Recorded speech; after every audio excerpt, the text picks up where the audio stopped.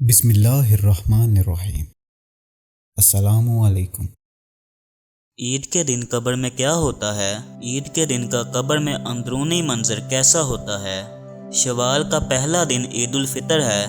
حضرت محمد صلی اللہ علیہ وآلہ وسلم نے اس دن کی فضیلت کے بارے میں فرمایا، جب شوال کا پہلا دن ہوتا ہے، آسمانی منادی ندا دیتا ہے، اے مومنو، اپنے تحفوں کی طرف دوڑ پڑو۔ امیر المومنین علی ابن ابی طالب نے عید الفطر کے ایک خطبے میں ارشاد فرمایا، اے لوگو، یہ دن وہ ہے جس میں نیک لوگ اپنا انعام حاصل کرتے ہیں اور برے لوگ نا امید اور مایوس ہوتے ہیں، اور اس دن کی قیامت کے دن کے ساتھ کافی شباہت ہے۔ اسی لیے گھر سے نکلتے وقت اس دن کو یاد کرو جس دن قبروں سے نکال کر خدا کی بارگاہ میں حاضر کیے جاؤ گے۔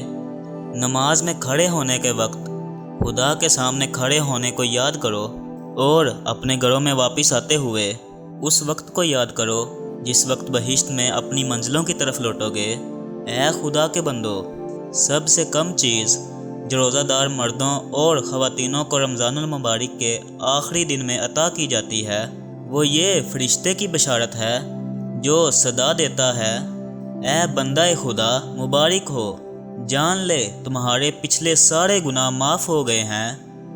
اب اگلے دن کے بارے میں ہوشیار رہنا کہ کیسے گزارو گے۔ عید الفطر اپنے اعمال اور عبادات کا انعام حاصل کرنے کا دن ہے، اسی لیے مستحب ہے کہ اس دن بہت زیادہ دعا کیجیے، خدا کی یاد میں رہا جائے، بے پرواہی نہ کی جائے، اور دنیا اور آخرت کی نیکی طلب کی جائے۔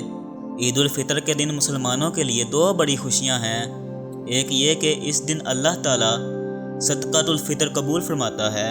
یہ بہت بڑی سعادت ہے کہ اللہ تعالیٰ ہمیں مال عطا فرما کر پھر اس میں سے کچھ اپنے نام پر قبول فرما لے اور اسے ہماری آخرت کے لیے محفوظ فرما دے۔ اسی لیے عید کے دن پہلا کام صدقۃ الفطر ادا کرنا ہے۔ دل کی خوشی کے ساتھ خوب زیادہ سے زیادہ صدقۃ الفطر اپنی طرف سے اور اپنی نابالغ اولاد کی طرف سے ادا کریں، اور اللہ تعالیٰ کا شکر ادا کریں کہ اس نے ہمیں اس کی توفیق عطا فرمائی۔ دوسری خوشی مسلمانوں کے اجتماع میں اللہ تعالیٰ کے حضور 2 رکعت نماز ادا کرنے کی ہے۔ رمضان المبارک میں محبوب کی خاطر بھوکے پیاسے رہنے والے عاشقین کو آج ایک خاص ملاقات کے لیے بلایا گیا ہے۔ یہ خاص ملاقات ہے عید کی نماز۔ اسی لیے صبح اٹھ کر خوب اچھی طرح نہا لیں، پاک صاف ہو جائیں، اپنے لباس میں سے جو اچھا ہو وہ زیب تن کریں، خوشبو لگائیں، مسواک کر کے منہ کو معطر کریں، جو عطر میسر ہو وہ لگائیں، سرما اور امامہ سے زینت حاصل کریں۔ عید کے دن شکر کریں۔ عید تو ایک دینی خوشی ہے، رمضان المبارک کی رحمتوں اور برکتوں کی خوشی۔ بس جس کی رمضان المبارک میں بخشش ہو گئی اس کی عید تو خود ہی ہو جاتی ہے، اور جو رمضان المبارک میں محروم رہا وہ لاکھ خوشیاں اور مستیاں کر لے، اس کی کوئی عید نہیں۔ عید کا دن شکر اور شکرانے کا دن ہے۔ قنات اور استغنا کا تاج پہنیں اور قبر کی مٹی کو یاد رکھیں۔ رب کعبہ کی قسم، دنیا انہی لوگوں کو ستاتی ہے جو موت اور قبر کو بھول جاتے ہیں، اور جو لوگ قبر اور موت کو یاد رکھتے ہیں یہ دنیا ان کے قدموں پر گرتی ہے۔ عید کا ایک دن بھی گزر جائے گا، چاروں طرف دنیا کے میلے دیکھ کر اپنی غریبی اور فقیری کو داغدار نہ ہونے دیں۔ جب عید کا دن آتا ہے تو مردوں میں قبروں کے اندر ایک ہلچل سی مچی ہوتی ہے، زمین کے اوپر تو ایک خوشی ہوتی ہے۔ عید کا دن ہوتا ہے، ایک بہت ہی پرمسرت موقع ہوتا ہے، لیکن قبر کے اندر کا ماحول یہ ہوتا ہے کہ اللہ پاک جو عذاب رمضان المبارک میں ان پر سے اٹھاتا ہے وہ واپس نازل ہو جاتا ہے۔ جیسے آپ صلی اللہ علیہ وآلہ وسلم نے فرمایا کہ جب رمضان کا چاند دیکھا جاتا ہے تو شیاطین کو جکڑ دیا جاتا ہے، ان کو قید کر دیا جاتا ہے، اور مردوں کے عذاب میں بھی اللہ تعالی رمضان میں تخفیف فرماتا ہے۔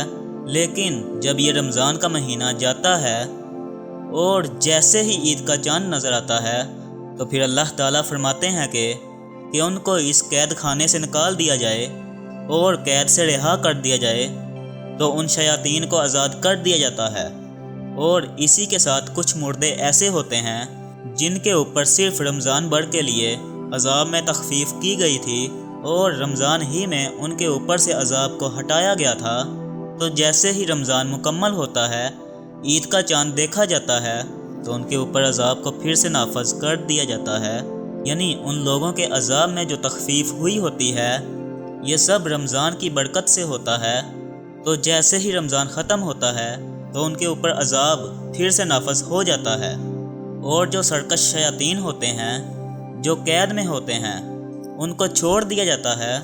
تو اللہ تعالیٰ نے اپنے محبوب صلی اللہ علیہ وآلہ وسلم کے ذریعے سے عالم برزخ کی تمام باتیں جو ہم نہیں جانتے تھے وہ ہم کو بتا دیا۔ اسی وجہ سے جب ہم عید کے موقع پر خوشی منا رہے ہوں، جب ہمارے یہاں خوشی کا ماحول ہوتا ہے، تو اس وقت ہمیں اپنے مردوں کو یاد رکھنا چاہیے، اور ہمیں ان کے لیے ایصال ثواب بھی کرنا چاہیے، اور ہمیں ان سے ایک نصیحت بھی بہت حاصل کرنی چاہیے۔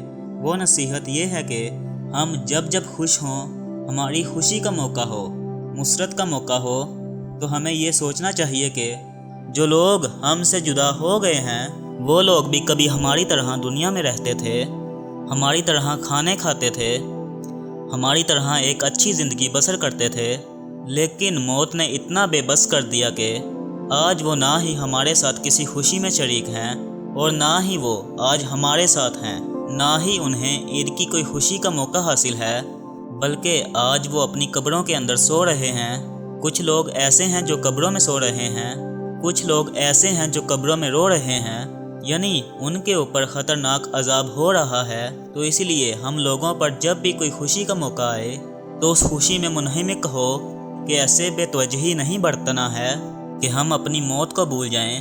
ایسا ہوتا ہے نا کہ رمضان کے بعد جب بھی عید آتی ہے تو لوگ گھومنے جاتے ہیں، پھرنا شروع کرتے ہیں، ایسا لگتا ہے جیسے شیطان کی بجائے انہیں آزادی مل گئی ہے اور وہ بس گھومتے پھرتے رہتے ہیں۔ تو اس موقع پر ہمیں سوچنا چاہیے کہ ہمیں کوئی ایسا کام نہیں کرنا ہے جس سے ہمارا اللہ ہم سے ناراض ہو، اور ہمیں موت کو ہر وقت یاد کرتے رہنا چاہیے، اور اس بات کو بھی مد نظر رکھنا چاہیے کہ رمضان تو ختم ہو گیا، جیسے اللہ رمضان میں ہم کو دیکھتا تھا ویسے ہی رمضان کے بعد بھی اللہ ہم کو دیکھ رہا ہے۔ جیسے رمضان میں ہم نمازیں پڑھتے تھے ایسے ہمیں رمضان کے بعد بھی پڑھنی ہے۔ جیسے رمضان میں ہمارے فرشتے جو کاندھوں پر بیٹھ کر ہمارے دن بھر کے کاموں کو لکھتے ہیں ایسے ہی اب بھی لکھ رہے ہیں۔ کہنے کا مقصد یہ ہے کہ جیسے رمضان میں ہم اعمال کرتے ہیں ویسے ہی رمضان کے بعد بھی کرنے چاہیے، تاکہ ہمارے اچھے اعمال کا پلڑا بھاری ہو جائے۔ ایک سوچ ہم لوگوں کو بنانا چاہیے کہ اگر ہم ہر خوشی غم میں مردوں کو یاد کریں گے، ان کو ایصال ثواب کریں گے، تو ہمارے مرنے کے بعد ہمارے ساتھ بھی ایسا ہی معاملہ ہوگا، کیونکہ جیسا کرو گے ویسا پاؤ گے۔ ہمیں ایسی موت نہ ملے کہ رمضان بھر تو سکون رہے، پھر اس کے بعد ہمارے اوپر عذاب کو نافذ کر دیا جائے، بلکہ ہم ایسی موت اللہ سے مانگیں کہ جب ہم قبر میں جائیں تو اللہ تعالیٰ خوش ہو رہا ہو، ہمارے اوپر کسی طرح کا کوئی عذاب نافذ نہ کیا جائے۔ اللہ تعالیٰ سے دعا ہے کہ ہمارا خاتمہ دین اسلام پر کرے اور ہمیں نیک اعمال کرنے کی توفیق عطا فرمائے۔ ناظرین، کمنٹ باکس میں اللہ کے 99 ناموں میں سے ایک نام ٹائپ ضرور کیجیے گا۔ شکریہ۔